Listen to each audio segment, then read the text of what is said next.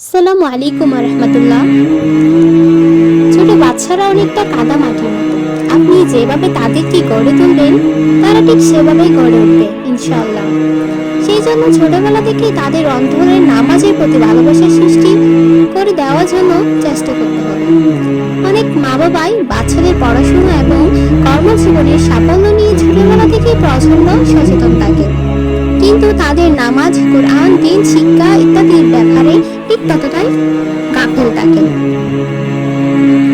দেখা যায় স্কুলের পড়াশোনার জন্য তাদের একের পর এক coaching centre, private teacher, tutor ইত্যাদির কাছে ভর্তি করে দেওয়া হচ্ছে। সকাল 6টায় উঠিয়ে বাচ্চাদের কোচিং এর জন্য, স্কুলের জন্য রেডি করে দিচ্ছে, কিন্তু ঠিক একই সময়ে যদি ফজরের জন্য তাদেরকে উঠতে বলার কথা উঠে, সেক্ষেত্রে বাবা মারাই গড়িমসি করে।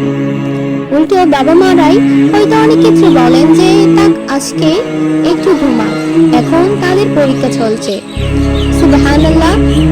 আপনি কখনো সহ্য করতে পারবেন যদি আপনার চোখের সামনে আপনার সন্তানকে আগুনে ছুড়ে ফেলা হয়? তাহলে কিভাবে তাদের নামাজের ব্যাপারে, দিনের ব্যাপারে আমরা এত গাফেল থাকতে পারি?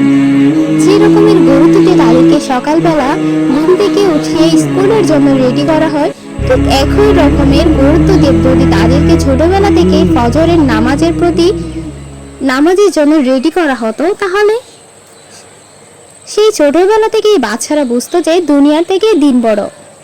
বাচ্চারা তাদের চোখ দিয়ে শুনে, অর্থাৎ তারা চোখে মা বাবাকে যেটা করতে দেখে সেটাই তারা কান দিয়ে অর্ডার হিসেবে শুনবে এবং অনুকরণ করবে। সেজন্য বাচ্চাকে যদি নামাজের প্রতি মনোযোগী করতে চাই, সবার আগে মা বাবাকে নামাজের প্রতি মনোযোগী হয়ে উদাহরণ হিসেবে বাচ্চাকে দেখাতে হবে। বাবা মা যখন নামাজে দাঁড়াবে তখন ছোট বাচ্চাটাকে একপাশে নিয়ে দাঁড়াবে। যদি বাচ্চা দাঁড়াতে না চায়, অন্তত বাচ্চাকে আশেপাশে রাখবে, যেন সে বাচ্চা সবসময় বাবা মাকে নামাজ পড়তে দেখতে বড় হয়।